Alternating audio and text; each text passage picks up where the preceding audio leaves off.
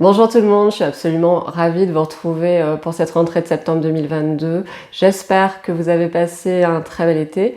On va tout de suite attaquer dans le dur avec une vidéo sur l'objectif du personnage principal. C'est une vidéo qu'on m'a beaucoup demandé parce que beaucoup de gens ont du mal à cerner cet objectif justement. Ce que je vais faire dans un premier temps, c'est que je vais énumérer les principaux obstacles à la découverte de cet objectif de votre personnage principal et je vous donnerai ensuite 3 pistes qui vous permettront de mieux le cerner. Avant ça, une petite annonce, j'ai créé cet été un compte Instagram donc pour ma vie d'autrice cette fois-ci. Ceux qui veulent en savoir plus sur mes coups de cœur littéraires, filmiques et puis bien d'autres choses, vous pouvez désormais me suivre sur Instagram, c'est Johanna_Sébrien. Et ceux qui souhaiteraient en savoir encore plus sur ma vie d'autrice, je vous réserve une annonce à la fin de cette vidéo, donc regardez-la bien jusqu'au bout. Alors on y va avec l'objectif du personnage principal. C'est vraiment une question extrêmement délicate, c'est une question d'importance aussi parce que le choix de cet objectif va très souvent déterminer la qualité de votre histoire. Je dis objectif, ça peut être aussi désir, bref vous l'aurez compris, c'est ce que souhaite ardemment le personnage principal, c'est ce qui va en fait guider toutes ses actions tout au long du récit. Et à la fin de l'histoire aura lieu la résolution qui permettra de montrer si le personnage principal atteint ou pas son objectif. Ce que j'ai constaté, c'est que souvent on a beaucoup de mal à cerner l'objectif de son personnage principal quand on se lance dans l'écriture trop rapidement, quand on n'a pas fait de travail préparatoire. Le choix de cet objectif, la construction de votre personnage, sa caractérisation minimale, ce sont des étapes extrêmement importantes avant de se lancer dans l'écriture. Et ce qui se passe, c'est que les gens se lancent dans l'écriture et au bout d'un moment, ils se disent « mais en fait, qu'est-ce qu'il veut mon personnage ?» Au fond, je croyais savoir ce qu'il ou elle voulait. Et en fait, je me rends compte que pas du tout. Alors si c'est votre cas, c'est pas grave, il va falloir reprendre le travail préparatoire, c'est-à-dire reposer les fondations de l'histoire. Et par fondation, j'entends déjà l'idée même de l'histoire. C'est très difficile finalement de savoir ce qu'on a envie de raconter. On peut avoir une idée très vague, on pense que ça suffit et à l'épreuve de l'écriture, eh bien, on se rend compte que ça ne suffit pas. Et puis l'écriture nous amène souvent à prendre conscience de ce qu'on souhaitait réellement raconter.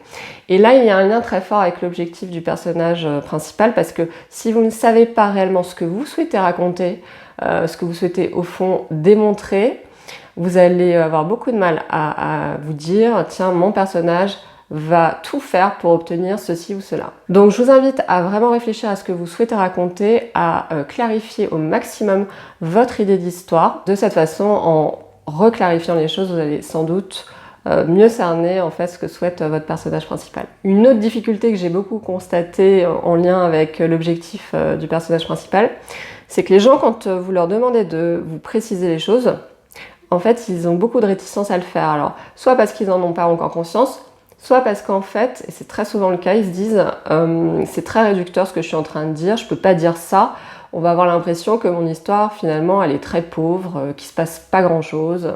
Je peux vous assurer que c'est pas du tout le cas. Déjà, c'est pas l'objectif qui va faire tout l'intérêt de votre histoire, évidemment que non. Quand vous regardez les livres qui sortent ou les films qui sortent, vous voyez bien qu'on peut résumer l'objectif du personnage principal de manière très concrète, en une phrase. Je prends quelques exemples. Dans un film comme Titanic par exemple, bon, que veut Jack? Il veut séduire Rose. Bon, voilà, c'est tout, hein. Jack veut séduire Rose, veut vivre son amour avec Rose. Bon, il se trouve qu'il y a un bateau qui est en train de couler, donc ça crée un obstacle de taille, mais vous voyez, c'est extrêmement simple. Pourtant, on a un film super. Dans le film de Pixar, Rebelle, Princesse Mérida, que veut-elle? Elle veut être libre, ok, mais elle veut pas juste ça, de manière très concrète. Elle veut échapper à un mariage forcé avec des prétendants tous plus ou moins stupides. Dans un livre dont je parle justement sur mon compte Instagram et que j'ai beaucoup aimé, qui m'a beaucoup fait rire alors que j'ai réalisé que beaucoup de gens n'avaient pas ri, c'est La Daronne d'Anne Lorker.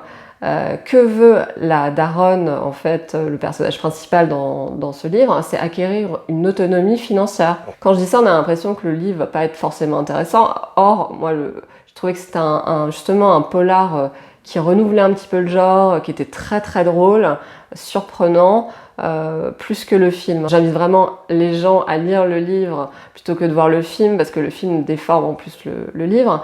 Mais voilà, donc vous voyez que c'est extrêmement simple. On est concret, on est précis. Et au moins, on sait où on va quand on écrit, on sait ce que veut notre personnage principal et on ne peut pas totalement dérailler si on suit ce chemin-là. Précise également qu'en fonction du genre dans lequel vous écrivez, vous voyez bien que l'objectif va parfois être donné d'avance. Si vous écrivez un polar, votre personnage d'enquêteur, bon, que veut-il?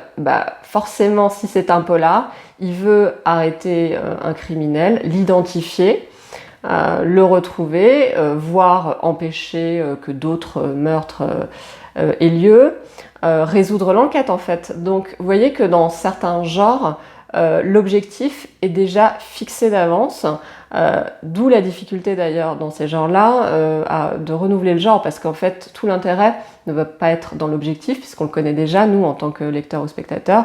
Tout l'intérêt va être dans le choix des événements, dans la façon de le raconter, dans le choix du narrateur, des points de vue, etc. C'est pas un peu pareil dans une histoire d'amour. Vous voyez bien que dans une histoire d'amour, on a un personnage qui cherche à en séduire un autre. Ça va toujours être plus ou moins le même objectif. Donc là, la difficulté se déplace sur un autre terrain. Pour être créatif, il va falloir affiner d'autres éléments de l'histoire. La dernière difficulté que j'ai observée, c'est la confusion qui règne entre l'objectif principal de mon personnage principal et les potentiels sous-objectifs. Alors, je vais faire des petites distinctions. Donc, l'objectif principal, c'est vraiment celui qui meut toute la quête du personnage et qui se résout à la fin. Les sous-objectifs, ce sont les objectifs qui constituent autant d'étapes dans l'atteinte de cet objectif principal. Donc déjà, il faut arriver à ne pas confondre les deux. Moi, je vous invite à faire une arborescence. Vous essayez de créer une espèce d'arbre d'objectifs. Je pense que je vais faire une vidéo là-dessus, en fait. Si vous voulez que je fasse une vidéo là-dessus, dites-le moi dans les commentaires. Pour arriver donc à identifier l'objectif principal et puis tous les sous-objectifs qui vont conduire à cet objectif principal. Ensuite, il peut y avoir des objectifs que moi j'appellerais secondaires, c'est-à-dire liés à des intrigues secondaires, c'est-à-dire que par exemple votre personnage principal veut gagner le championnat du monde de boxe, mais il veut aussi séduire Catherine, qui est son amour de jeunesse, qu'il revoit à cette occasion. Donc ce qu'on voit, c'est que on a potentiellement dans une histoire une multitude d'objectifs, et là l'auteur peut s'y perdre.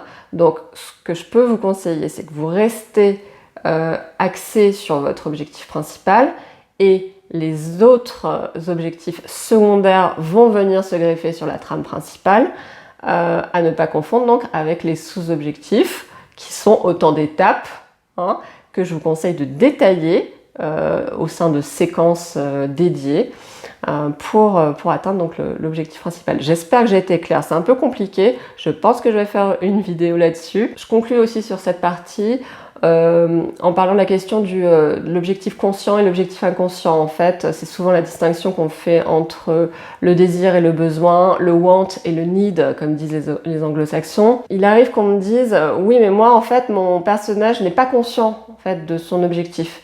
Et donc là, je réponds, lui, il en est peut-être pas conscient, mais vous, il faut que vous en soyez conscient en tant qu'auteur, parce que sinon, vous allez avoir du mal à écrire l'histoire.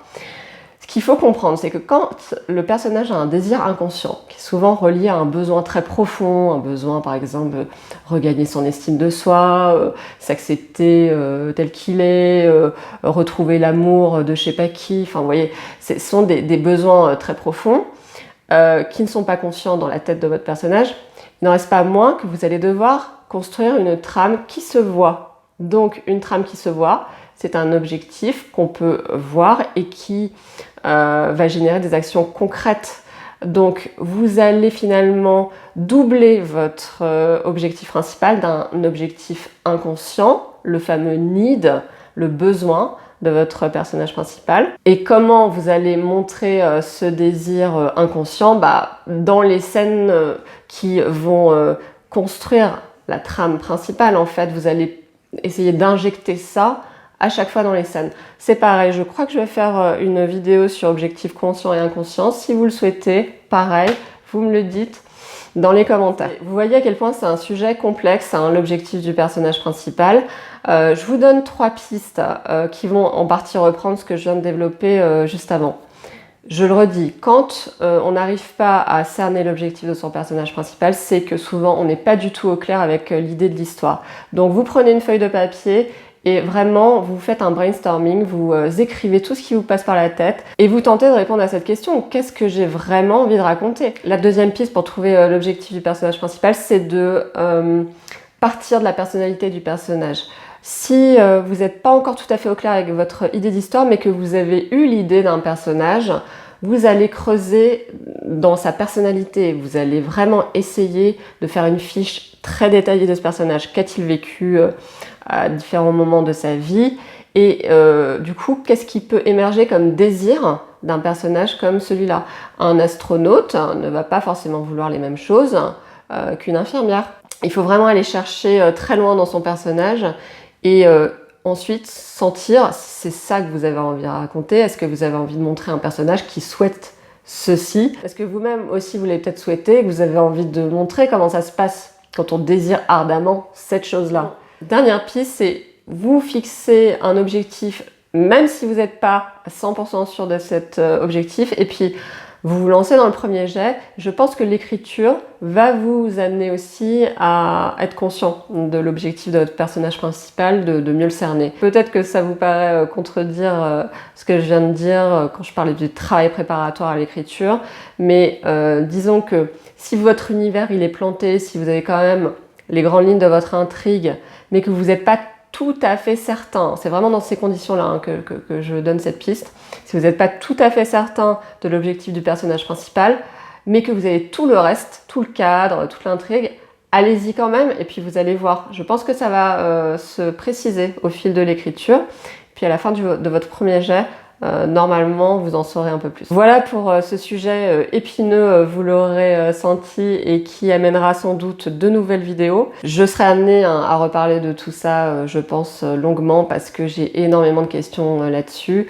Donc je prévois de faire des vidéos toujours sur ces thématiques-là. La petite annonce maintenant pour ceux qui s'intéressent à ma vie d'autrice. Je suis sûre que beaucoup d'entre vous se demandent mais que peut-elle bien écrire? J'ai le plaisir de vous annoncer que je vais sortir l'intégrale d'une série de romans humoristiques que j'écris depuis la fin 2013. 8 ans donc d'écriture, je l'ai écrite entre 2013 et 2020.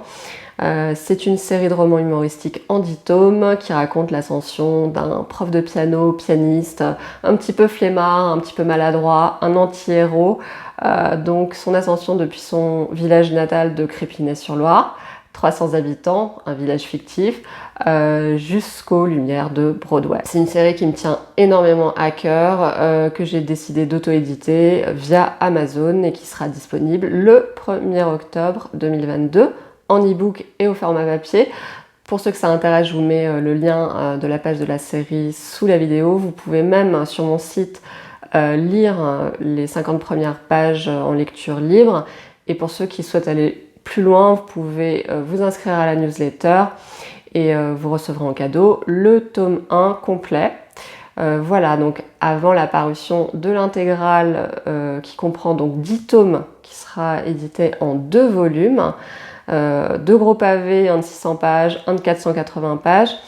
Donc tout ça le 1er octobre sur Amazon. Je vous remercie de votre attention et puis on se retrouve la semaine prochaine pour une nouvelle vidéo. À très bientôt, écrivez bien.